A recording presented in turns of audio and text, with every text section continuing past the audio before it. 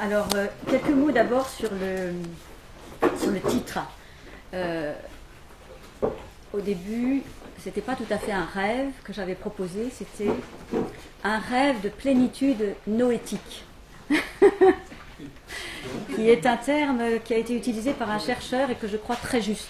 Ils disent beaucoup de bêtises et beaucoup de bavardage, mais là ça me semble tout à fait juste, ça me semble tout à fait correspondre à une espèce de rêve chimérique de plénitude noétique, c'est-à-dire la noétique, c'est tout simplement une région de la philosophie qui consiste à essayer de construire une psychologie avec des fondements métaphysiques qui rend compte de la possibilité de la communication avec, on dira, la divinité ou les divinités, quoi qu'on mette derrière.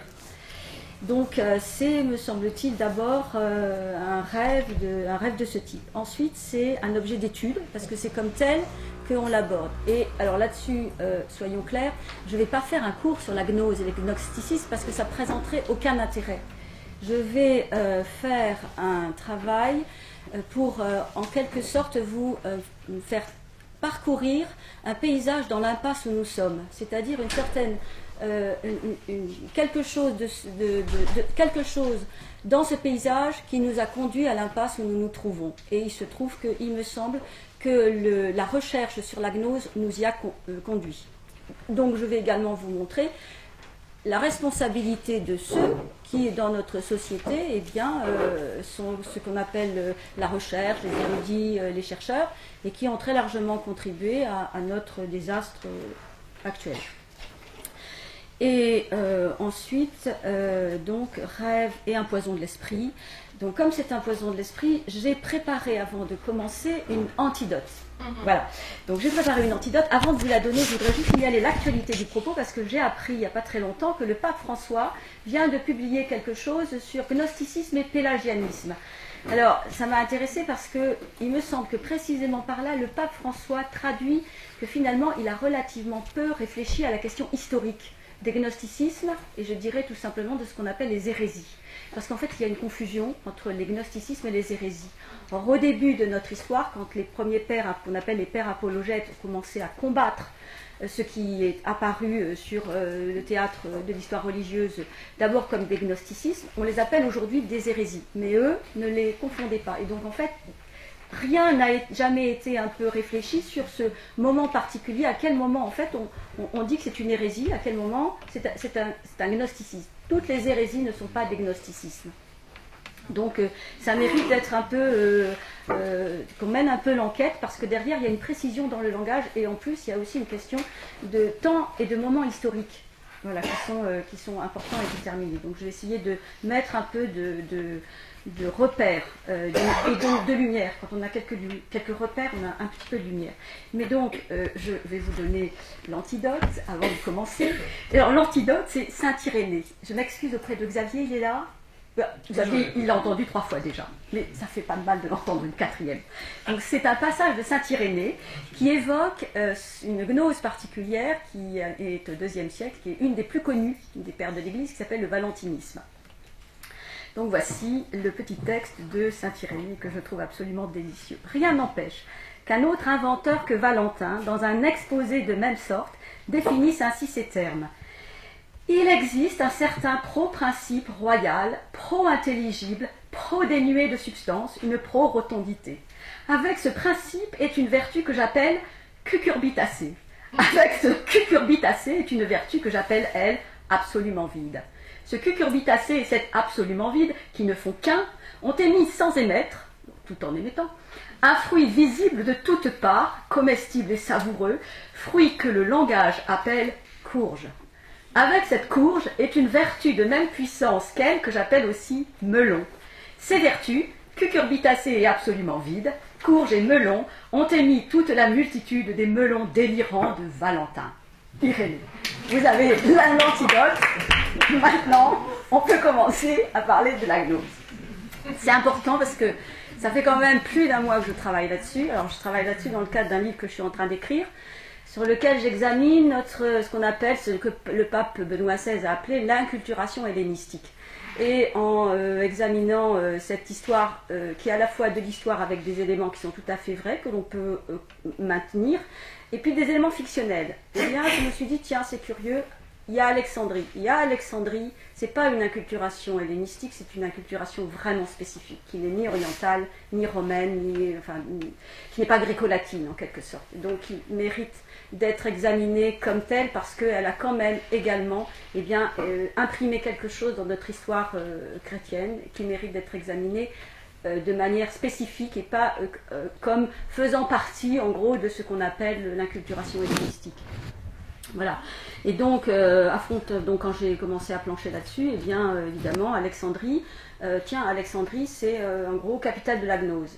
Alors, Alexandrie est une forme de capitale de la gnose, mais ça n'est pas le foyer initial de la gnose. La gnose, en fait, d'après les chercheurs, et je pense que c'est quelqu'un en qui, en tout cas, on peut faire confiance, un homme vraiment très sérieux, qui s'appelle Henri-Charles Puech, et donc il a établi, me semble-t-il, et on peut admettre que la gnose est née véritablement d'abord en Palestine et en Syrie. Et ensuite, en fait, elle a émigré en Palestine, où là, évidemment, elle a pris corps et elle s'est installée, confortée en particulier par l'égyptianisme, et sans doute aussi qu'elle a rencontré des esprits tout à fait particuliers, parce qu'après, il y a aussi quelque chose qui est, il y a des personnalités qui naissent à un moment donné. Bon, alors, voilà pour les quelques, comment dire, quelques points d'introduction. Et alors, le premier problème qu'on a quand on travaille d'une manière, sur un point qui n'est pas théologique, qui est historique. Je suis plutôt sur le plan de l'histoire. Ça ne veut pas dire que j'exclus la théologie, mais enfin, je suis d'abord sur le plan de l'histoire. Et de l'épistémologie, c'est-à-dire que ce que j'examine, c'est comment un savoir s'est constitué. Et dans ce savoir, il se trouve que, il y a du mensonge. Alors, il y a des mensonges qui sont délibérés, puis il y a des mensonges qui ne sont pas forcément délibérés. Et puis, il y a des moments où quelque chose d'un peu tordu, de travers, ou d'hésitant, ou d'approximatif se met en place. Il est accepté, il est admis, il fait partie du savoir, et ensuite, il est reproduit, répercuté, assumé, etc., et amplifié. Et donc, ça fait beaucoup d'erreurs en fin de parcours. C'est-à-dire, au fin fond de l'impasse, vous voyez, ça fait le désastre où nous sommes. Donc, le premier problème, c'est ce qu'on appelle la question des sources. Alors, des sources. Et donc, pendant longtemps, qui parle, comment est-ce qu'on connaît les gnostiques ? Eh bien, on les connaît d'abord à travers le prisme des pères apologètes, c'est-à-dire, alors il y en a beaucoup, Irénée, Tertullien, il y a les pères orientaux aussi, il y a Hégésippe de Jérusalem, Barconaï, etc. Donc tous ces gens, en fait, qui ont combattu la gnose, eh bien, ils ont commencé évidemment par, en quelque sorte, restituer quelque chose d'elle. Et il y a ce qu'on appelle les notices. Donc tous les chercheurs parlent des notices des pères apologètes. Effectivement, il y en a quelques-unes que j'ai consultées. Donc ce savoir, en tout cas, oui, ce savoir répercuté sur la gnose a été le savoir des chercheurs pendant longtemps, sachant que en fait, on s'intéresse, en gros, la gnose, au IIe siècle, elle émerge, on en dit quelque chose. Au Ve siècle, ça disparaît. Jusqu'au 8e siècle, personne n'en parle. Et un petit peu à la Renaissance, et en fait, c'est au XVIIIe siècle, XVIIe, XVIIIe siècle que, de nouveau, on s'intéresse fantastiquement à ces gnosticismes complètement disparus, et c'est à ce moment-là que la recherche se met en place. Et ceux qui vont très largement contribuer à cette recherche, c'est bien sûr les Allemands. Les Allemands, ils ont écrit des quantités, des kilomètres de travaux qui ne sont pas tous traduits en plus en français. C'est-à-dire qu'un des problèmes, c'est qu'il y a des tas de livres, il n'y a pas de traduction française. Alors évidemment, ceux qui ont le bonheur de lire l'allemand, ils ont accès, les autres, ils doivent se débrouiller comme ils peuvent, comme moi, quoi. Donc, et puis de toute façon, très franchement, il y a une littérature tellement colossale qu'on ne peut pas tout lire. Donc, on lit autant qu'on peut, faut choisir, bon, c'est compliqué de faire de la recherche. Et donc, on a donc au début que des sources qu'on appelle les sources indirectes, et ça jusqu'en 1850. En 1850, on a 3 sources directes. Alors, il y a 3 manuscrits qui sont ce qu'on appelle les sources coptes, parce qu'il se trouve que ces 3 documents sont coptes. Alors, il y a, attendez, je cherche où je les ai notés, il y a un codex qu'on appelle la Pistis Sophia, alors qui est récupéré par un voyageur, la Pistis Sophia, non, elle est découverte en Égypte. Et il y a un autre document qu'on appelle le Codex de Bruce, parce qu'il est trouvé par le voyageur qui s'appelle Bruce. Donc tous ces documents évidemment connaissent des histoires toujours un peu compliquées, finissent par être récupérés, mis dans une bibliothèque, ils sont codifiés, et puis ensuite les chercheurs vont les lire. Et on n'a que ça. En 1850, c'est tout ce qu'on a comme source directe. Tout ce qu'on a après, ce sont les sources indirectes. Alors, 18e siècle, les chercheurs, en fait, ils s'inscrivent dans ce qu'on a appelé la tradition ecclésiastique, c'est-à-dire, en fait, les pères de l'Église. Donc, les pères de l'Église, donc il y a Tertullien, Hippolyte, Clément d'Alexandrie, Origène, Épiphane, Théodoret. Alors Épiphane, il a transmis quelque chose qu'on appelle la lettre de Ptolémée à Flora, et qui est, ce qui s'appelle, ça s'appelle le Panarion, et textuellement c'est la boîte à drogue contre les hérésies. Vous voyez, c'est pour vous donner une idée. Et donc pendant longtemps, en fait, on a, admis et ces textes comme,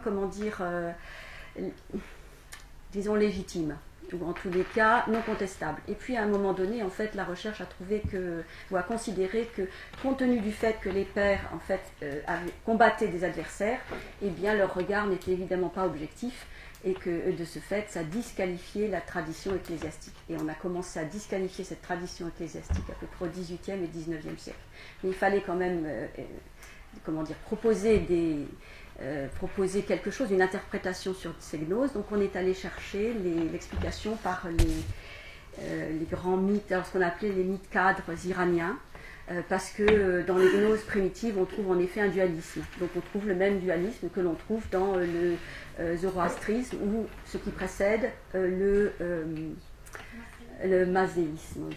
Donc évidemment, en fait, bon, je vous ai lu qu'un tout petit passage d'Irénée, et ça vous a donné une idée des fantasmagories incroyables que représentent ces espèces de constructions assez impressionnantes. Alors surtout ce qu'on appelle les grands gnosticismes. Les grands gnosticismes du IIe siècle, donc c'est Valentin, celui des Courges là, Basilide, son fils Isidore, un certain Sartonile, il porte des noms étonnants. Hein. Et donc, alors eux, ils inventent des choses assez incroyables avec l'idée d'un plérôme.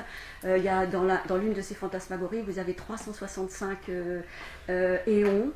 Avec des codes, il y a des codes d'accès, alors certains codes ils sont piégés, donc ils sont à l'envers, etc. Franchement, les chercheurs qui regardent ça, ils ont beaucoup de courage, parce que c'est vraiment de la chimère. Alors c'est une maladie, je dirais, effectivement, Jean-François l'a dit, hein, c'est une maladie de l'analogie. Alors c'est une raison qui est complètement déficiente, parce qu'on chercherait en vain une rationalité, encore qu'on pourrait un peu la trouver. Donc c'est une raison malade. Et c'est une analogie complètement folle. Donc l'ensemble, ça donne en quelque sorte du papier collé, ce qu'on appellerait du coupé-collé. Chez nous, on appellerait ça du coupé-collé, vous voyez. Alors on prend un bout de là, etc. Ensuite, on fait une petite mixture, on mélange, on met des liens où on peut, etc. Et puis, on va chercher aussi, comme il faut donner une certaine légitimité, on va chercher des grands noms. Alors c'est comme ça qu'après ils sont allés chercher Zoroastre, Zostrien, bref, tous ces noms un peu prestigieux, et sous lesquels ils ont mis leurs évangiles ou leurs apocalypses. Tantôt on a des évangiles, tantôt on a des apocalypses. Alors ça dépend des gnoses, parce qu'il y a les gnoses primitives, et après il y a les gnoses qui s'enracinent dans c'est un mot maladroit, mais enfin tant pis, je le prends, le rameau chrétien. Et ça, c'est ce qu'on appelle ces gnosticismes du IIe siècle, qui sont repérés comme hérétiques, tout simplement, parce que ces braves gens, ils pensaient qu'ils étaient chrétiens, quoi. Ils se croyaient chrétiens. Et donc, à un moment donné, comme ils sont persuadés que tout va bien, ils vont à Rome, et puis il y en a même un qui veut devenir évêque. Et donc il est excommunié 3 fois. Une fois qu'il est excommunié, évidemment, il va fonder sa propre communauté. Et c'est à ce moment-là que il a des fidèles. Et donc l'Église prend conscience que c'est un peu dangereux. Et donc là, ils se mettent un peu au travail. Ils vont examiner ce qu'ils racontent. Éventuellement les rituels aussi. Il y en a un qui a été très critiqué, je crois que c'est Épiphane, parce qu'en fait Épiphane, il est allé, comme Augustin, mettre son nez dans ses poisons délétères, et donc il est allé voir, et donc il a décrit les pratiques, et certaines pratiques étaient même assez, éthiquement contestables, des messes noires en gros. Hein. Alors évidemment, comme ce sont des des hommes engagés, des hommes de foi, eh bien, à un moment donné de la recherche, en particulier au XVIIIe et XIXe siècle, ils ont été discrédités. Alors à ce moment-là, c'est à ce moment-là que ça se joue pour nous, me semble-t-il. Donc on est à peu près donc jusqu'au 8e siècle. Hein, l'étude sur la gnose se résume à celle des pères de l'Église ou à des historiens ecclésiastiques sur lesquels en gros la gnose n'a aucune prise. Ça n'exerce aucune fascination. Ils prennent ça pour des rêveries fantastiques qu'un peu de lumière suffit à dissiper. Vous voyez, ils ont encore un peu de bon sens et puis ils sont assez solides et positifs. Vous voyez, aujourd'hui en gros, vous avez Jacques de la Carrière. Vous voyez, c'est des gens qui vous montrent à quel point ces gnostiques sont merveilleux et à quel point il faut les suivre. C'est un grand promoteur des gnostiques et du gnosticisme. 8e au 16e siècle, le gnosticisme ne se trouve plus que sous la plume des scribes religieux ou laïcs qui transcrivent les manuscrits, on l'oublie. Alors ça, vous voyez, c'est quand même mystérieux. Ça a été oublié pendant des siècles, et puis c'est revenu. Alors, je ne pense pas que ça a été complètement oublié, ça a été oublié de la recherche. Ça ne veut pas dire qu'il n'y ait pas des gnoses rampantes. Il y a des foyers de gnoses rampantes, à droite, à gauche, etc. Mais c'est plus suffisamment significatif et dangereux pour inquiéter un monde chrétien. Moi, en tout cas, la recherche ne le laisse pas transparaître, et donc je pense qu'on peut l'admettre. Vous voyez, je suis prudente, c'est-à-dire, on peut l'admettre. Bon, jusqu'au jour où on retrouvera un manuscrit du Xe siècle qui est vous voyez, qui brise ce savoir. Le savoir, c'est toujours approximatif et donc c'est un état du savoir. Le mouvement d'étude reprend à la Renaissance, en particulier grâce aux éditeurs des ouvrages des pairs, que la découverte de l'imprimerie permet de rendre plus accessible. Donc on a Feuillardant, Erasme, Grabe et Don Massuet. Et puis parce qu'il y a tout simplement un renouveau diagnostique, et en particulier en Italie. En Italie, vous avez ce qu'on appelle les néoplatoniciens, et le grand monsieur de ce courant, c'est Pic de la Mirandole, qui était un puits de science, mais qui avait beaucoup lu Platon, et à mon avis beaucoup lu Plotin aussi. Parce que ce qu'on ne sait pas, c'est que, ou mal, c'est que dans le monde oriental, on croyait avoir du Aristote. Donc on croyait qu'on avait la théologie d'Aristote. Enfin, on appelait ça la théologie d'Aristote. Et en réalité, ce n'était pas Aristote, c'était du Plotin. Et même, c'était un commentaire d'une partie des Énéades de Plotin, ce qui a été transmis à l'Orient comme étant du Aristote. Et donc, toute la philosophie orientale, c'est une grande partie de la philosophie orientale, et ses commentaires, et son exégèse, etc., eh bien, elle s'est bâtie sur un quiproquo. Voilà, c'est tout simplement un quiproquo qui est arrivé jusque l'islam iranien. Et par exemple, des gens comme Avicenne, ils croyaient que c'était la théologie d'Aristote, mais c'était du Plotin. Ils avaient les Énéades de Plotin à la place. Alors, c'est quand même bon à savoir, vous voyez, parce que ça va conditionner aussi la transmission du savoir philosophique. Moi, il me semble que ça pose quand même un gros problème. Donc, alors, ce qui est étonnant, vous voyez, là encore, c'est qu'il y a des gens qui l'ont dit, qui l'ont montré. Il y a des articles avec des chercheurs, des universitaires éminents, hein, des grands savants. C'est oublié. C'est-à-dire qu'il y a le gars, il a fait la recherche, il a donné toutes les sources, toutes les références, etc. Ils sont plusieurs, j'ai trouvé 2-3 articles là-dessus.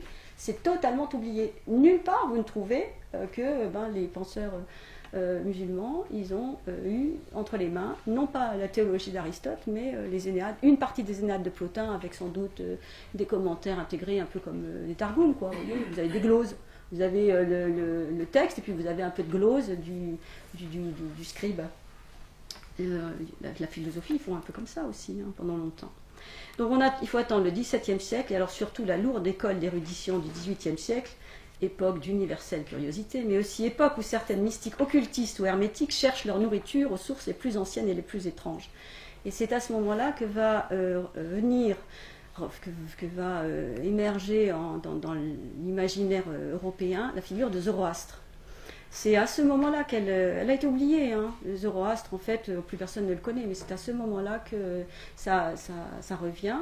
Et donc, par exemple, vous trouvez dans la bibliothèque de Barthélemy d'Herbelot, qui, au XVIIe siècle, a fait un énorme travail de compilation de toutes les sources orientales. Eh bien, vous avez à Zoroastre, vous avez des kilomètres. Mais alors, vous avez des kilomètres de fatras. J'ai été consulter ça il y a quelques années, je ne sais plus quand j'avais écrit quelque chose pour l'INALCO, et je me suis dit, mais personne ne peut mettre un semblant de lumière là-dedans. Et pour cause, parce qu'il avait toutes les sources. Il avait les sources gnostiques, il avait les sources iraniennes, il avait les sources mazéennes, etc. Et il n'avait pas suffisamment de connaissances encore au XVIIe siècle pour mettre un peu d'ordre là-dedans. Donc en fait, il a compilé. Il a mis tout ça dans la rubrique Zoroastre. C'était un dictionnaire. Donc en fait, on a toute l'information, mais il faut y mettre un peu d'ordre et de lumière, et éclairer. Il faudrait que les gens se mettent un peu au travail, quoi. Je veux dire, ils bavardent beaucoup. Alors, donc le premier, alors il y a des gens qui abordent la question au XVIIIe siècle. Je vous passe les noms, parce que c'est pas forcément toujours intéressant. Mais alors, c'est à ce moment-là que commencent à se dessiner les deux positions modernes nouvelles.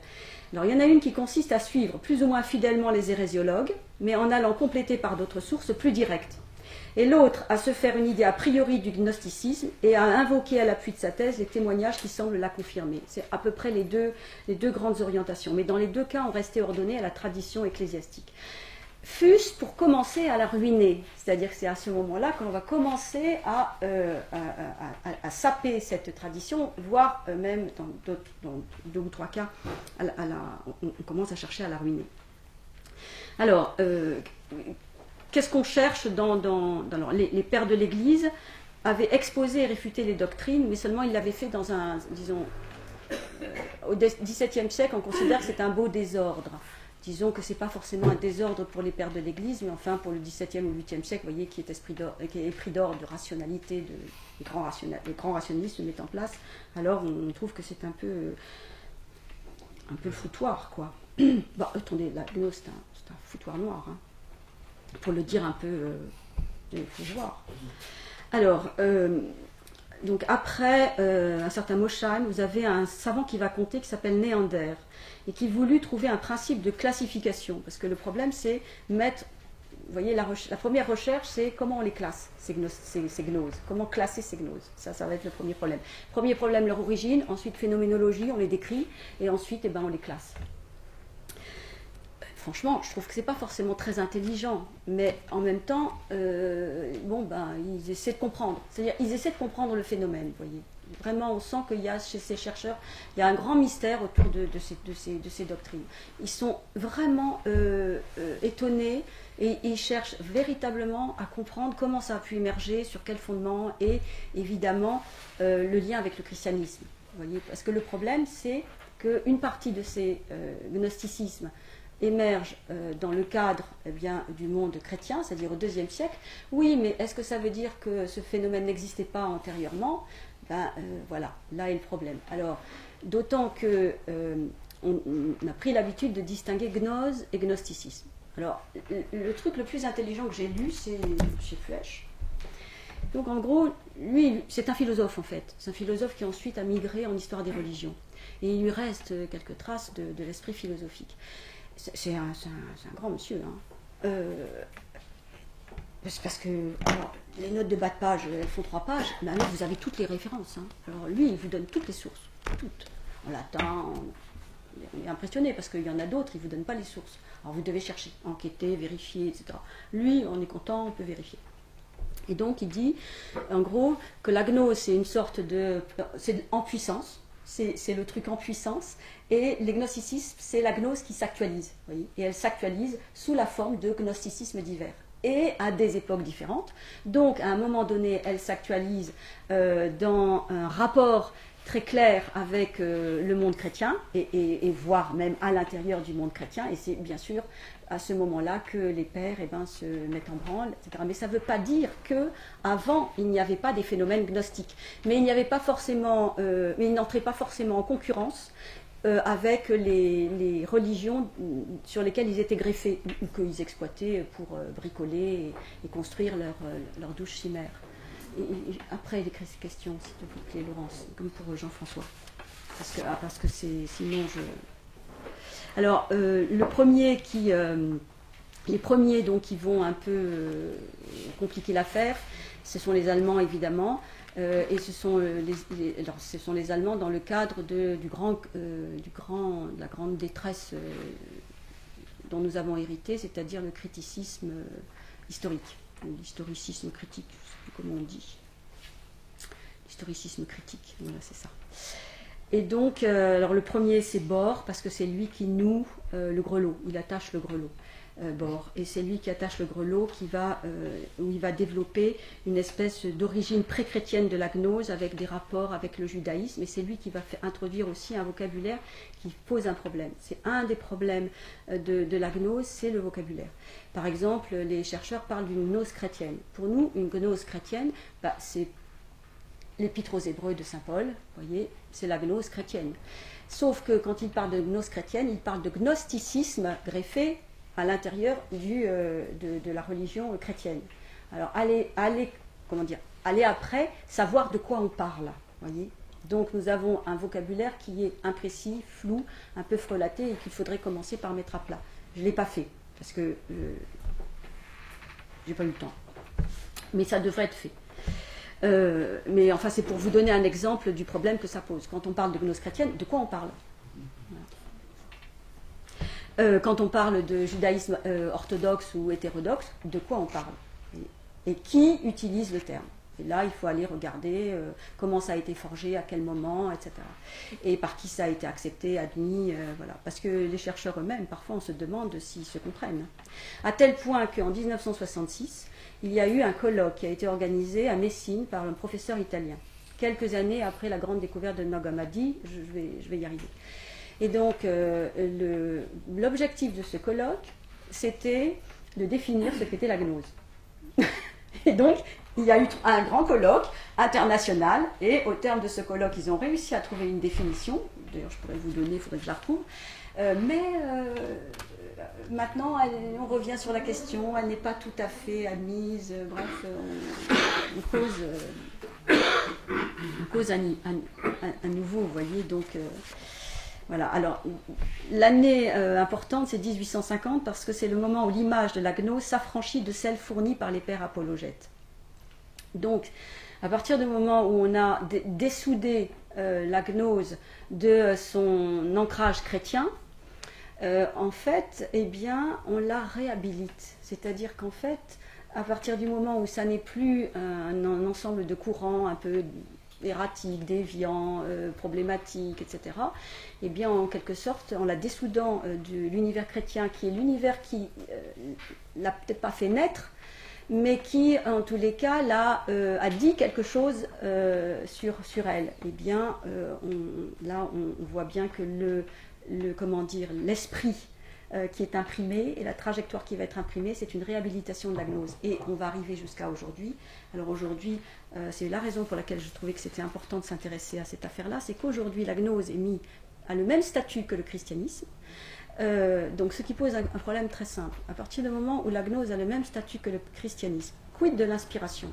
Quelle est l'inspiration qui gouverne l'émergence de ce type de croyance ? Si c'est la même inspiration, vous voyez le problème que ça pose.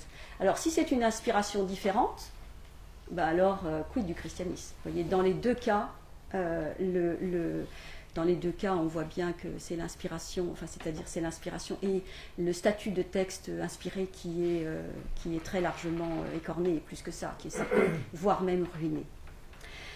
Donc 1850, c'est le moment où l'image de la gnose s'affranchit de celle fournie par les pères apologètes. Et aussi parce qu'on a en fait à ce moment-là un ouvrage qui va changer la donne. Ça s'appelle les Philosophumena et c'est attribué, alors selon certains à Hippolyte, d'autres à Origène. Aujourd'hui c'est ni Hippolyte ni Origène, personne ne sait très bien qui c'est, mais enfin bon, c'est contesté. Enfin, je pense que c'est soit Hippolyte soit Origène. Je ne sais pas pourquoi ils se mettent à contester de qui c'est, mais enfin c'est tendance, je pense. Et je crois qu'en fait, ils sont tellement pauvres en idées, en recherche, qu'en fait, tout ce qu'ils trouvent à faire, c'est de l'exégèse de texte pour contester l'auteur, la date, etc. C'est d'une pauvreté affligeante, quand même. Donc, alors, en tous les cas, le problème, c'est qu'à ce moment-là, on a dû abandonner la classification qui avait été fournie par Bohr. Et c'est le moment où l'Allemagne commence aussi à perdre la tête autour de l'Orient, découvre le sanskrit, découvre l'Inde, elle va inventer la méthode, ou en tout cas elle est déjà dans l'orientation de la méthode historique critique. On a donc Arnap, Ullom, Jacobi, Lipsius, Hilgenfeld, tous ces gens se mettent au travail, hein. Et puis attendez, c'est des bosseurs, hein, les Allemands. Donc ils ont produit tout un tas d'ouvrages de référence, tous ne sont pas traduits, certains oui, et donc Et donc, il commence en fait à ce moment-là à émerger l'idée d'une éclosion de mouvements gnostiques étroitement liés au christianisme, mais préparés par tout un ensemble de courants préalables, dont le judaïsme. Alors, c'est pas forcément faux, vous voyez, c'est pas forcément faux, mais c'est l'esprit derrière qui. C'est-à-dire, c'est à ce moment-là que cette question qui méritait d'être posée, mais qui va être en quelque sorte, qui va commencer à glisser, à dériver jusqu'à une réhabilitation absolue de la gnose qui est celle d'aujourd'hui. Hein. Et je vais vous le prouver, et je vais l'établir parce que je l'ai établi. Donc, Harnack et Fay, on a des théories émises sur la nature de cet étrange courant religieux qui tiennent compte de l'histoire ecclésiastique, mais celui qui va être le fossoyeur, c'est Adolphe Harnack. Ça fait rire. Donc, alors lui, il aborda. Alors, il a été fasciniste. Tous ces gens étaient des protestants, hein, et donc il a abordé le phénomène essentiellement à l'idée du marcionisme. Alors, c'est pourquoi le marcionisme est intéressant, parce qu'en fait, le marcionisme, c'est vraiment comment dire, l'hérésie qui marque le passage des gnosticismes aux hérésies. Le marcionisme n'est pas une gnose, c'est une hérésie. C'est plus une gnose, c'est pas une construction fantasmagorique, etc. C'est un type, il dit l'Ancien Testament est mauvais, il n'y a que le Nouveau qui compte, etc. Vous voyez, et donc à ce moment-là, on entre vraiment dans le schéma de l'hérésie, c'est-à-dire à l'intérieur d'un cadre, je dirais, théologique. Parce que le cadre théologique, il est construit, parce qu'on est au IVe siècle, donc le cadre théologique commence à être construit, alors qu'au IIe siècle, eh bien, les penseurs commencent leur travail. Au IVe siècle commence déjà à avoir une théologie construite, et donc là, à ce moment-là, c'est véritablement, je crois, à ce moment-là que commencent les hérésies.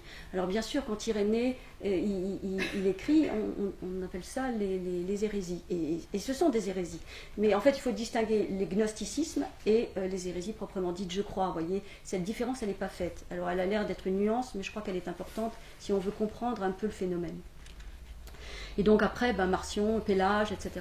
Et là, ce sont des hérésies qui vraiment s'inscrivent vraiment à l'intérieur de la doctrine catholique.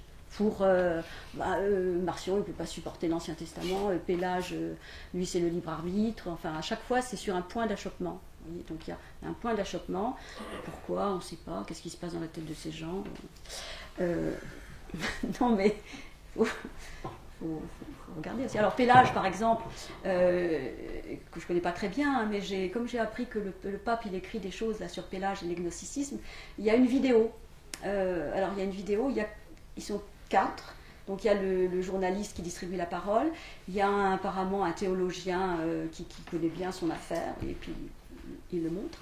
Il y a une dame de foi, alors c'est éclatant, qui parle sur un ton déprimé, mais enfin c'est apparemment une femme qui a la foi, même si ici et là elle dit des choses qui sont un peu étranges sur la gnose, mais c'est parce qu'en fait elle manque, je crois, ou bien d'assurance, ou peut-être de formation, j'en sais rien, pourtant elle dirige Source chrétienne, elle devrait. Et puis alors il y a un dessinateur,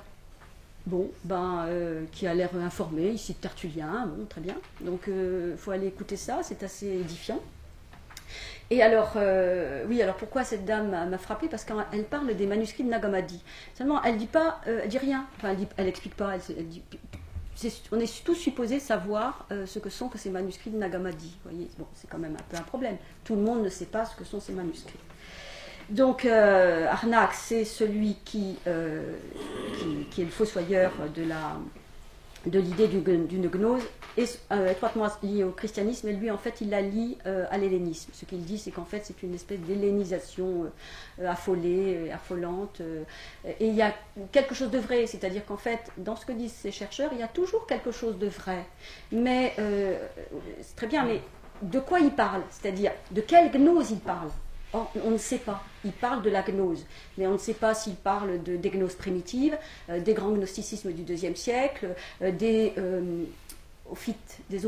Vous savez, les ophites, c'est les gnoses autour du serpent. Il y en a plein. Personne n'est capable de mettre un peu de clarté là-dedans. Il paraît que ça pullule. D'ailleurs, vous avez dans un des livres sur la gnose, un bon livre d'ailleurs, d'un Allemand, traduit, dans les années 50. Alors, il fait la liste. Je vous dis, il y a une page. Tellement il y en a des gnoses. Ça pullule. Donc, Harnack admet qu'il existe des éléments orientaux qui auraient pu être véhiculés dans le monde de la gnose par les juifs et qui permettent des rapprochements avec l'essénisme et les différents courants judaïques ou encore avec le christianisme, particulièrement le monde chrétien syriaque. C'est à ce moment-là que se noue quelque chose d'un peu, un peu de traviole, je dirais, avec le christianisme syriaque et le christianisme primitif, enfin dit primitif, qu'on va appeler désormais primitif sans très bien savoir de quoi on parle quand on parle d'un christianisme primitif. Et c'est à ce moment-là, c'est-à-dire c'est dans cette recherche avec la gnose que se met en place un certain nombre d'outillages sur le christianisme des premiers siècles, qu'on va appeler le christianisme primitif, sans absolument rien savoir, sans savoir vraiment de quoi on parle quand on parle de ce christianisme des premiers siècles. Donc il faut aller un peu racler tout ça. Et donc 19e et 20e siècle, on a, alors j'ai repris la formule à un monsieur que j'aime beaucoup, je dois avouer que j'ai trouvé impressionnant son travail, il s'appelle Paul Monceau. Alors il les appelle les érudits à lunettes d'or au pays des brumes métaphysiques. C'est joli et c'est tout à fait ça. Alors 19e et 20e siècle, c'est tout à fait ça. Alors ils ont des lunettes d'or et ils commencent à regarder la gnose avec les yeux de chimène. Alors en France, alors les Allemands évidemment, mais alors en France, parce qu'en France on a quand même été plus prudent, ou plus latin, ou plus romain, je ne sais pas, enfin plus, vous voyez, on a quand même été plus méfiant. On a résisté quand même en France, hein, vous voyez. Non, on a quand même résisté. Non, je le dis parce que nous, on a plutôt tendance à penser que le criticisme est arrivé à tout balayer, etc. C'est pas si vrai que ça. Franchement, il y a eu une bonne résistance de la recherche française. Et puis, donc j'espère que j'aurai le temps de montrer le moment où il y a l'arrêt de mort de la recherche française, avec des responsabilités françaises, mais des responsabilités qui viennent d'ailleurs que d'Allemagne, d'ailleurs, du monde anglo-saxon. Alors en France, il y a un ouvrage qui paraît sur la question, qui est celui d'un certain Jacques Matter. À mon avis, Jacques Matter, c'est un type, il aime la gnose, quoi. Enfin, c'est le Jacques Lacarrière de l'époque. Alors, l'ouvrage fut quand même jugé partial, mais il plut beaucoup. Alors, il tombait dans un monde aussi attiré par les bizarreries mystiques que les siècles précédents y avaient été réfractaires. Et il contribua surtout à mettre la gnose à la mode, au moins en France. Alors par exemple, qu'on ouvre la tentation de Saint-Antoine de Flaubert, eh bien il fait à l'envi défiler devant l'ermite les sectes parées de traits les plus étranges. C'est-à-dire que même dans la littérature, on voit qu'au XXe siècle, la gnose commençait à infiltrer. Parce que c'est ça, hein, c'est une infiltration.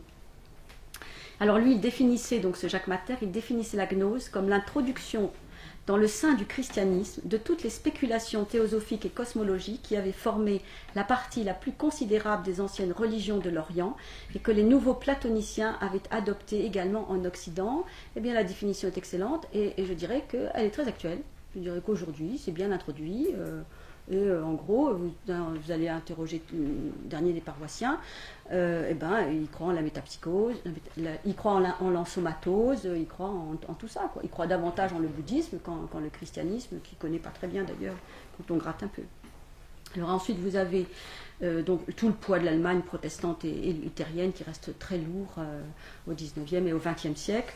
Donc vous avez toute l'école allemande qui va massivement fournir le matériau de référence. Tout le matériau de référence, les gros bouquins, c'est eux qui les avancent. Donc vous avez Wilhelm Bousset et Reisenstein qui sont les fers de lance d'une tradition nouvelle qui fait que la recherche va se déplacer de l'histoire de l'Église à celle des religions.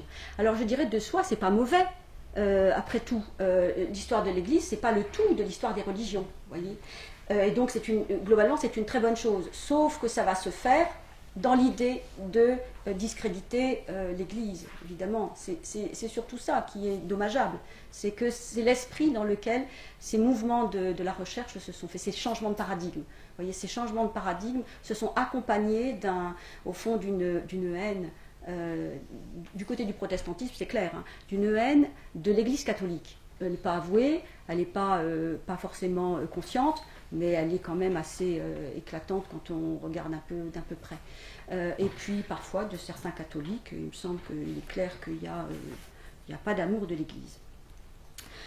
Donc c'est la grande école de l'histoire des religions. Et vous avez ensuite, alors par contre, ce Bousset est l'auteur d'un livre que je signale, ça n'a intéressé personne, mais moi ça m'a intéressé, qui s'appelle Le mystère iranien de la rédemption. Donc, et en fait, avec lui, le problème de la gnose s'élargit aux dimensions d'une histoire des religions. Alors attention, elle est construite en catégories dogmatiques universelles, ce qu'on appelle les mythes cadres, en provenance du paradigme iranien. C'est-à-dire qu'en fait, leur idée, c'est qu'il y a, vous comprenez, il faut bien qu'il y ait une origine. Ils cherchent tous une origine. Donc, ils vont aller chercher l'origine à un moment donné. Je ne sais pas, la Perse, l'Iran, ça va les fasciner. Vous savez, aller à Berlin, vous avez le Pergamone. Donc, tout ça, ça va fasciner ces Allemands. Et donc, ils vont se dire, c'est là l'origine de toutes les religions. Ou en tous les cas, il y a une espèce de berceau des religions. Et donc, ça sera ces mythes cadres, ce qu'ils vont appeler les mythes cadres iraniens. Et alors ensuite, ils deviennent diffusionnistes, c'est-à-dire qu'une religion, en quelque sorte, en génère une autre, et ça va donner l'idée que, par exemple, dans la Genèse, le motif du déluge, il est piqué au mythe babylonien dont on a Gilgamesh ou d'autres choses. Et ça, c'est dans nos programmes de 6e. Donc, classe de 6e, la séquence 5, donc qu'on appelait autrefois les textes fondateurs de l'Église jusqu'en 2011, vous aviez l'épopée de Gilgamesh avec, en gros, les professeurs, comme ils ne savent rien, ils ne sont pas conscients, mais enfin quand même, c'est là. Et donc, comme ils ne sont pas conscients, c'est quand même ça qu'ils diffusent, sans le savoir. Ils ont fait pire. Hein. 2011, ils ont fait pire, ils ont cassé la séquence. Donc ils ont cassé la séquence en deux. Ils ont fait une partie faits religieux, initiation aux faits religieux, de l'autre les textes fondateurs de l'islam. Dans l'initiation aux faits religieux, ils ont mis le Coran. Du coup, subrepticement, le Coran est entré dans les textes religieux de l'Occident. Ça, c'était malin. Ça, ils étaient forts. Ça, personne n'a vu. J'ai informé, mais... Alors, et donc c'est évidemment avec ces théories-là que Zarathustra et compagnie, ça va venir en force. Et puis n'oubliez pas, vous avez Nietzsche qui va donner à la figure de Zarathustra une certaine prestance philosophique. Vous savez, ainsi parlait-il, notre ami Zarathustra, qui a jamais... Enfin, est-ce qu'il a existé? Oui, mais alors pas comme on l'imagine. Alors il y a quand même, vous voyez, on a résisté. Donc je vous cite une critique du père Saléville, qui fait une recension de ce bouquin. Le mystère iranien de la rédemption, il voulait retrouver dans la littérature manichéenne et mandéenne ou dans les documents religieux des divers peuples incorporés à l'empire perse l'influence d'une doctrine formée sur le sol iranien qui considère l'âme comme un être divin, déchu du royaume de la lumière dans le domaine de la matière, puis rappelé et délivré. Donc ça c'est typique de la gnose, hein. Vous savez, cette chute de l'âme dans la matière. L'âme, c'est une étincelle divine qui tombe dans la matière et qui cherche évidemment à retourner à son principe premier. Alors après, on construit 365 éons, des Sigidi, les melons délirants de Valentin. C'est parlant. Et quand je dis maintenant les melons délirants de Valentin, tout le monde comprend. Merci, Saint-Irénée. Pour nous, nous n'avons aucune... Donc voilà ce que dit le père Saléville. Pour nous, nous n'avons aucune peine à l'avouer. Nous n'arrivons pas à saisir comment on peut dépenser tant de pages et de temps à s'efforcer de prouver que l'idée de l'homme-dieu mort pour le salut des hommes est venue au judaïsme et au christianisme par les adeptes de Zoroastre. Au lieu d'attribuer à ces strophes une influence quelconque sur les doctrines juives ou chrétiennes, ce sont celles-ci qui transparaissent dans celles-là sur le fond d'obscurité qui recouvre le tout. Et les sources soi-disant iraniennes peuvent fort bien n'avoir été que gnostiques. Ce qui me semble être une bonne piste de travail que personne n'a jamais été exploité. Vous voyez, on a résisté, hein, franchement, là, il faut saluer. Donc, et ensuite, on peut admettre que cette gnose masnéenne, parvenue à Alexandrie, vous voyez, pris corps, sur fond aussi de l'hermétisme alexandrin et égyptien, et qu'elle est donnée des gnoses tout à fait singulières, dont on va retrouver en 1945 les textes. Donc, je fais un bond dans le temps. Quelle heure est-il ? J'ai encore un petit quart d'heure pour vous donc raconter comment on a assassiné la recherche française. Donc en 1945, on trouve dans une jarre des documents extrêmement importants qu'on a appelé à l'époque les documents de Kénos Bokion. Je garde le terme, en hommage à Jean Dorès, que je salue. Il est décédé, mais je tiens à rendre hommage à ce monsieur. Et donc, on découvre ces documents dans une jarre dans des conditions invraisemblables. Il y a une vendetta entre dans une famille arabe. Enfin bref, ça complique évidemment la récupération des documents. Le musée du Caire est évidemment sur la brèche. Et la France envoie un jeune chercheur qui s'appelle Jean Dorès. Donc ce Jean Dorès est un ami de Togomina, qui est le directeur à l'époque du musée copte du Caire. Et Togomina lui montre quelques-uns de ces documents et il sait qu'il y en a d'autres, donc ils sont en train d'essayer désespérément de les récupérer. Donc Jean Dorès voit tout l'intérêt de ces documents et commence évidemment une longue quête pour récupérer tout un tas de textes qui sont des textes tout simplement gnostiques, c'est-à-dire ce qu'on appelle des sources directes. Ces sources directes dont on manque cruellement. Je vous rappelle que tous ces chercheurs, ils ont travaillé avec les notices des pères apologètes et trois textes coptes, c'est-à-dire pas grand-chose. Donc on trouve ces documents dans une jarre. Alors il passe plusieurs années, il se passe plusieurs années avant que le musée du Caire ne les réussit à les récupérer une partie. Il y en a un qui est parti aux États-Unis parce qu'il a été acheté par l'Institut Young, on l'appelle le Codex Young. Donc il y a 13 codex, donc qui vont être progressivement reconstitués. Et donc le témoin le plus important s'appelle Jean Dorès. Donc il est mandaté par la France. Alors il va faire 5 missions successives. Au cours de la première chose qu'il fait, c'est se rendre sur les lieux et il enquête. Donc il interroge tous les gens, où est-ce qu'on a trouvé la jarre, etc. Et il reconnaît le lieu. Et en fait, il établit que ce lieu, c'est le foyer initial du monachisme copte, c'est-à-dire c'est là où ont été créés les premiers monastères de Saint-Pacôme. Donc c'est vraiment le foyer à partir duquel le monachisme copte a diffusé. Et d'ailleurs, ce qu'il atteste, c'est qu'en 1952, on a trouvé d'autres documents dans une autre jarre, à 5 km de là. Alors les chercheurs disent, dans un endroit, c'est-à-dire Nagamadi ou Kenosbokion, il y a les documents gnostiques. À 5 km, il y a des documents qui attestent qu'il y avait une bibliothèque de monastère, parce que ce sont des lettres d'abbés, etc. C'est très clairement une bibliothèque monastique. Alors que les autres documents, ceux de Kenosbokion, sont des documents vraiment de sectes gnostiques, et de sectes gnostiques dont on ne connaissait jusqu'à ce jour à peu près rien. Et on les a appelés, ou très peu, et on les a appelés des sectes sétiennes, du nom de Seth, parce qu'en fait les grands illuminés sous les noms desquels les rédacteurs se cachent, c'est Zoroastre, Zostrien, Seth, Sem, Adam, et il y a également une littérature apocalyptique et une littérature apocryphe, et on trouve en particulier des évangiles, l'évangile de Thomas, l'évangile de Philippe, l'évangile de la vérité, etc. Enfin tout un tas de textes dont un va être déterminant pour la recherche française, ça va être l'évangile de Thomas. Il va être le document qui va être à l'origine de ce qu'on peut appeler l'acte final de la recherche de haut niveau français. Donc c'est toute une bibliothèque surtout, c'est la première fois, c'est-à-dire c'est toute une bibliothèque parce qu'on voit bien que les textes se renvoient les uns les autres, renvoient également à d'autres textes. Un des textes est comparable au codex qu'on appelle le codex de Berlin, parce qu'il est à Berlin, et donc ils établissent des comparaisons. Donc c'est Jean Dorès qui fait ce qu'on appelle le premier inventaire. Donc d'abord il fait l'enquête, ensuite il fait le premier inventaire, et puis tout ça se passe sur plusieurs années. Donc c'est découvert en 1945. Et alors, ce qui se passe, c'est qu'il crée un premier comité éditorial. Donc, dans ce comité éditorial se trouve Togomina, qui va disparaître 2 ans plus tard. Il est malade, et en plus, il est tellement inquiet et tellement soucieux de ces documents, et que ces documents restent en Égypte, qu'en fait, ça va accélérer sa maladie, il va en mourir. C'est ce que semble dire Jean Dorès. Et il fait promettre à Jean Dorès de n'avoir de cesse que les documents soient en la possession de l'Égypte. Togomina est un chrétien, et Jean Dorès aussi.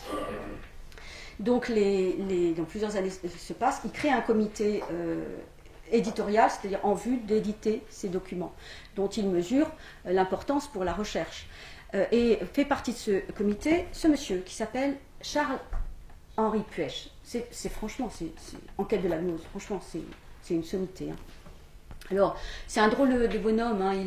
Il y a un article d'un de ses élèves qui s'appelle Michel Tardieu, qui a un excellent article qui est presque de l'ordre du témoignage et qui raconte comment il enseignait. Alors, il ne levait pas le nez de ses trucs. Un jour, il y a un élève qui se lève, il parlait des démons, et l'autre dit « Mais donnez-moi les noms de ces démons, donnez-moi les noms de ces démons !» Le type l'a regardé ahuri, etc. L'autre, il a fini par partir parce qu'en fait, il était tellement peu habitué à ce que tout simplement on lui adresse la parole pendant un cours qu'il faisait attendre l'autre. L'autre, il attendait dans le couloir le conférencier suivant ou l'intervenant suivant, il faisait attendre des heures. Enfin, bon, il était odieux. Hein. Mais enfin, je pense que c'était quand même une sommité, ce Puech. Enfin, quoi qu'il en soit, Dorès avait été l'élève de Puech. Et quand il a vu la qualité et l'importance des manuscrits, il a prévenu Charles-Henri Puech. Et donc, en fait, ils ont fait le travail en tandem. Mais le premier qui a publié, c'est Jean Dorès. Jean Dorès a publié un livre qui s'appelle aujourd'hui, que l'on trouve aujourd'hui sous le titre « Les manuscrits secrets des gnostiques d'Égypte ». On le trouve sous ce nom aujourd'hui. En réalité, quand ce livre a été publié, il a été publié sous le titre « L'introduction » au livre secret des gnostiques d'Égypte. C'était le volume 1. Il y avait un volume 2 qui était prévu, il y avait un volume 3. Attesté par un article de Michel Mélin, qui est un éminent monsieur, historien des religions. Il se trouve qu'il a été mon enseignant, mon professeur il y a des années, j'ai fait un débat sous sa direction. Et donc Michel Mélin d'ailleurs fait une excellente recension en disant en gros ce livre, voilà ce que fait les actes méthodologiques que fait Dorès. Entre autres, il donne en particulier une première catégorisation de ses textes, donc il fait vraiment un travail de synthèse remarquable. C'était donc ce livre s'appelait Introduction au livre secret des gnostiques d'Égypte. Le deuxième volume, c'était un volume qui devait s'intituler L'Évangile de Thomas et qui va paraître sous ce titre. On est en 1959, donc 14 ans ont passé depuis la découverte. Évidemment, les manuscrits sont maintenant la propriété du musée copte, mais il n'y a pas d'édition. Ils n'ont pas été édités. Il n'y a toujours pas d'édition, c'est-à-dire une édition savante qui soit à la disposition des chercheurs. Derrière une édition savante, il y a bien sûr un outil de travail, mais il y a aussi quoi ? Eh bien, il y a aussi tout le prestige pour ceux qui vont publier cet instrument de travail, parce que c'est leur nom qui paraissent, c'est le prestige et ça va être l'ouvrage de référence. Donc, vous voyez, c'est pour vous donner un peu une idée de l'enjeu qu'il y a derrière un comité éditorial. Et en fait, ce comité éditorial ne publie pas, c'est-à-dire, en fait, Puech ne publie rien, parce qu'en fait, il a un problème avec l'écrit. Il a du mal à écrire. Et donc, Jean Dorès fait paraître le deuxième volume et il donne la traduction de l'Évangile de Thomas. Et Charles-Henri Puech alors ça va être terrible, et Jean Dorès aura sa carrière brisée. Et il va s'orienter vers l'histoire de l'Éthiopie. C'est-à-dire qu'en fait, l'objet d'étude sur le gnosticisme ne lui sera interdit, alors que c'était évidemment l'objet d'étude de la recherche, c'est-à-dire plein d'enjeux de la recherche. Et sa carrière sera brisée. Il finira maître seulement de recherche. Et à la fin de sa vie, maître de recherche émérite. Bon, il s'en fichait peut-être, mais enfin, pour un homme... Par contre, c'est nous qui avons perdu, parce que c'était vraiment un chercheur de premier ordre. Et alors, je le sais parce que j'ai eu des témoignages. C'est-à-dire, ce n'est pas uniquement les ouvrages. J'ai lu il y a 4 ou 5 éditions du livre. Et donc, j'ai lu toutes les introductions. Chacune des introductions donne des éléments différents, qui éclairent, qui donnent un éclairage, évidemment, parce qu'au fur et à mesure des années, il peut donner un tout petit peu plus d'informations. Mais il y a une introduction où il dit d'ailleurs qu'en gros, il n'a pas le droit. Il n'a moralement pas le droit de parler, mais qu'il a un tout petit peu plus le droit parce que la plupart des acteurs sont décédés. Donc Puech est mort, etc. Mais jamais il ne proférera quoi que ce soit. Ce que je sais, je le sais parce que ce sont des témoins qui l'ont rencontré et à qui j'ai demandé. J'ai dit, mais qu'est-ce qui s'est passé pour que cette carrière soit brisée ? Et ils m'ont dit, Voilà ce qui s'est passé.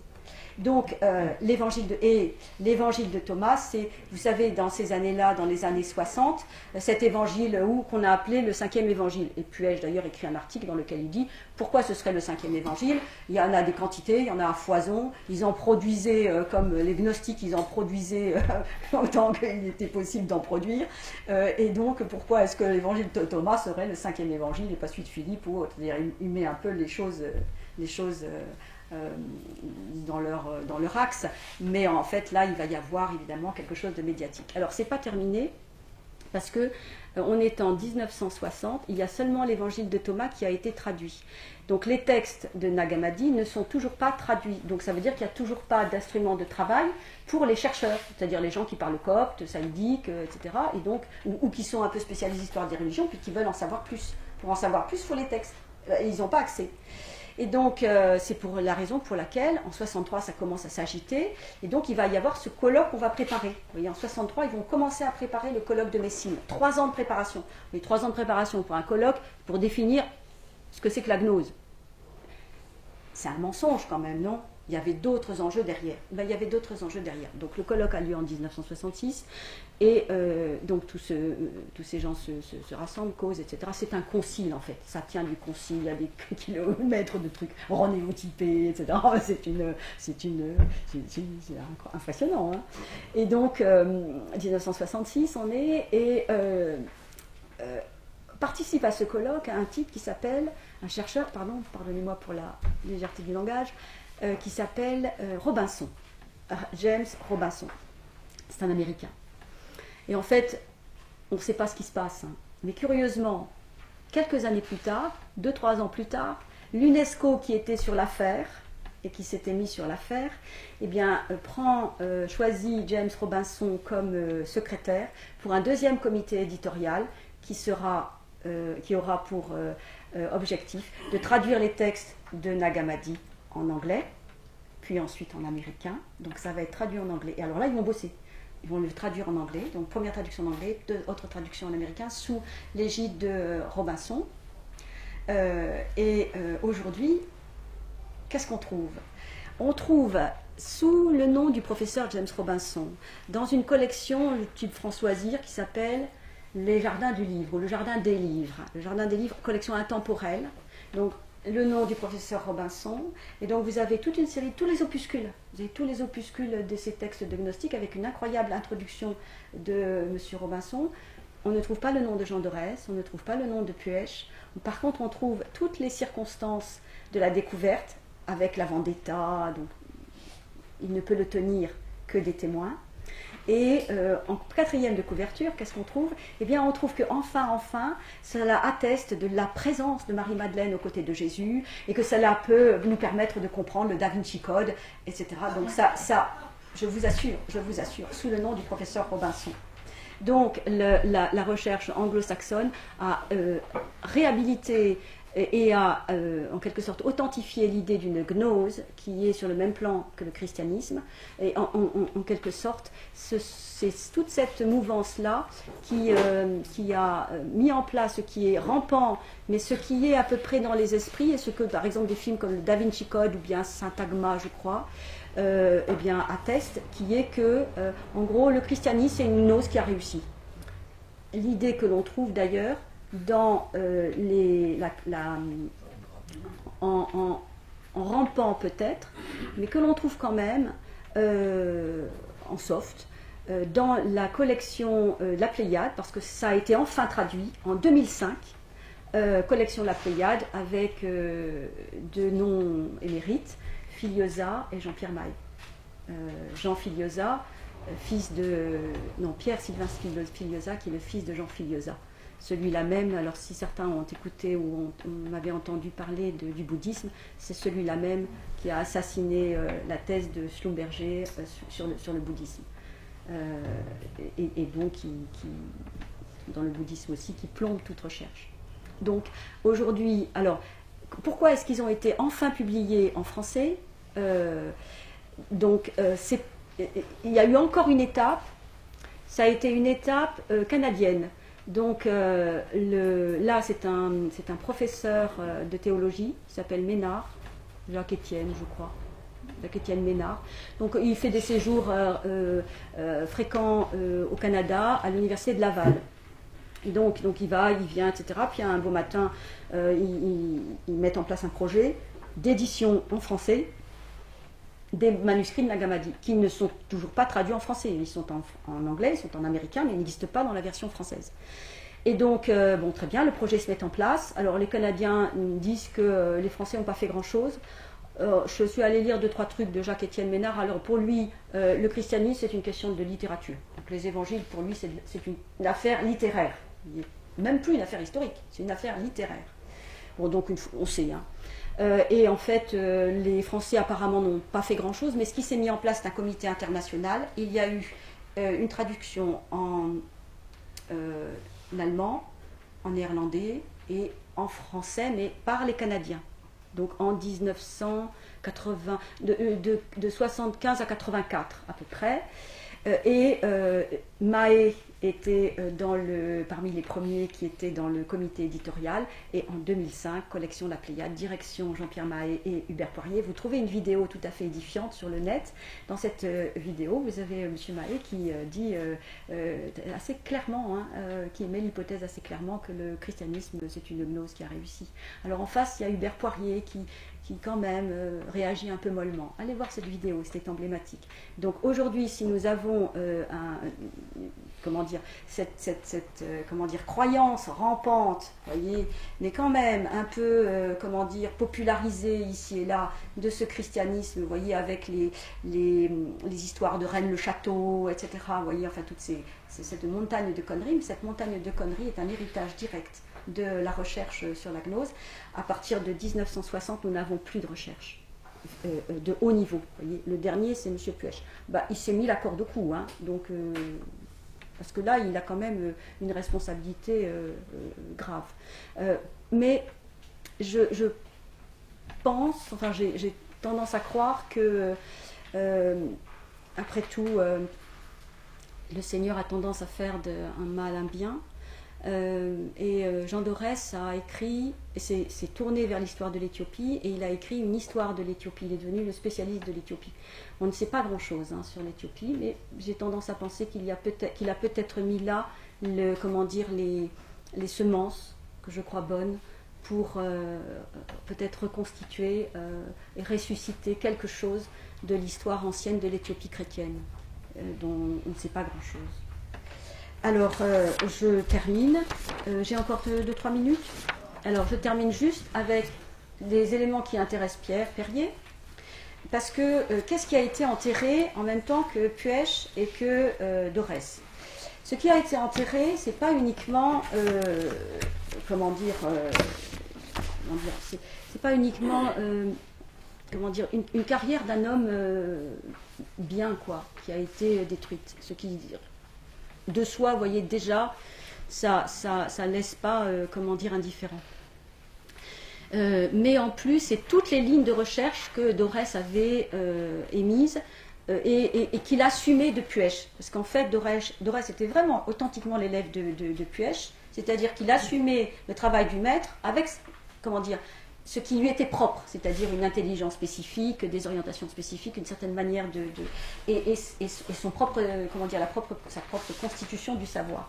Et donc, dans les livres secrets des gnostiques d'Égypte, il donne de grandes lignes sur quoi? Eh bien, sur le manichéisme. Et donc, ça, c'était Puech qui les avait donnés, mais alors Puech les donne parce que c'est un homme d'une extraordinaire érudition, puis qui ne sait pas très très bien écrire, encore que parfois il peut atteindre, il y a des articles, franchement, on est impressionné, mais globalement quand même, on voit bien, c'est pas un homme qui aime écrire, mais il a donné l'essentiel. Et qu'est-ce que c'est que l'essentiel? Eh bien, c'est une thèse qui avait été émise très clairement par Paul Moreau, et c'était formulé en une ligne, sauf que c'était en 1913. En 1913, il n'y avait pas de source. On n'avait pas découvert les documents de Nag Hammadi. Et donc Paul Moreau dit tout simplement, le gnosticisme, le manichéisme le manichéisme a fusionné avec le gnosticisme a fusionné avec le manichéisme. C'est dit comme ça. Le gnosticisme a fusionné avec le manichéisme. Mais c'est formidable. Mais enfin, voilà. enfin, nous avons en quelque sorte l'axe sur lequel on peut appuyer notre recherche. Parce qu'à partir du IIIe siècle, vous voyez, pour l'Eurasie, franchement, on n'y arrive plus. Parce qu'il y a le manichéisme. Oui, mais si le gnosticisme a fusionné avec le manichéisme, d'abord ça explique pourquoi il a disparu. Pourquoi est-ce que les gnoses ont disparu? Elles n'ont pas disparu, elles ont été assumées par le manichéisme. Donc en fait, elles sont toujours là. Elles sont toujours là, mais avec une religion qui a qui a pas un Valentin ou un Basilide, quoi. Vous voyez, c'est doux rêveur. Il a vraiment apparemment quand même ce qu'on peut appeler un génie religieux. Quoi qu'on pense de sa gnose, mais en tout cas, ça a eu du succès. Et donc ça a quand même traversé toute l'Asie. Et non seulement il donne l'hypothèse, mais en plus il donne des éléments, c'est-à-dire des sources, des exemples, vous voyez, on sait par exemple que Mani a rencontré l'évêque de je ne sais plus où, etc., qu'il y a eu une confrontation entre l'un et l'autre. On a des éléments, on a des sources. Tout ça a été balayé donc dans la collection La Pléiade, l'introduction par Hubert Poirier et Mahé. Vous ne trouvez absolument rien de tout ça. Puech a droit à une ligne, et Puech est devenu celui qui a fait l'inventaire des manuscrits de Nag Hammadi. C'est pas Puech, c'est Dorès qui l'a fait, vous voyez. Donc le nom de Dorès disparaît, et est remplacé par Puech qui fait l'inventaire. Alors, il était un éminent helléniste, extraordinaire latiniste, mais je ne crois pas qu'il parlait copte. Donc il n'a pas pu faire l'inventaire de ses textes parce qu'il fallait parler le copte saïdique, etc. Et ça, c'est Dorès, c'était lui qui était le spécialiste. C'est pour ça qu'on l'a envoyé là-bas. Voyez. Et donc toutes les hypothèses et toutes les grandes ouvertures, les grandes lignes de recherche données par Puech sur cette fusion, où le terme de Dorès, c'est que le gnosticisme a nourri ensuite le grand fleuve du manichéisme. Mais en 1913, Monceau disait que le gnosticisme a fusionné avec le manichéisme, et ça, je crois que on touche beaucoup plus nettement à la réalité de l'affaire. Il donne des éléments, il donne des pistes pour établir que oui, c'est tout à fait possible. À partir du moment où on avait cette piste de recherche, alors on pouvait rendre compte de la formidable diffusion du manichéisme, de comment il a traversé aussi, vous voyez, toute la Grande Eurasie, et ensuite comment il a rencontré le bouddhisme. Et là, on a des éléments, et on a un élément très clair. C'est rien, hein, c'est un indice, mais à partir de là, on peut chercher. C'est fourni par un chercheur du Minnesota qui a écrit un article qui s'appelle « De l'historicité du Bouddha ». Vous voyez. Et donc il dit, non, il n'y a aucun... Alors il sur 10 pages, il dit la même chose que moi, c'est-à-dire il n'y a aucun chercheur qui n'a réussi à établir le moindre fait attestant de la réalité historique du Bouddha. Bon, bravo, merci monsieur. Mais surtout, il parle des textes tibétains. Et dans ces textes tibétains, il dit que les textes tibétains explique qu'il y a eu 7 Bouddhas primitifs. 7 Bouddhas primitifs. Parce que vous voyez, quand les chercheurs ils parlent du Bouddha, ils disent Sakyamuni. Ouais, d'où ça vient, Sakyamuni? Vous voyez? Bon, c'est le nom du Bouddha. Oui, mais à partir. Moi, je croyais que c'était le prince Siddhartha. Alors, c'est le prince Siddhartha ou c'est Sakyamuni? D'où ça vient, Sakyamuni?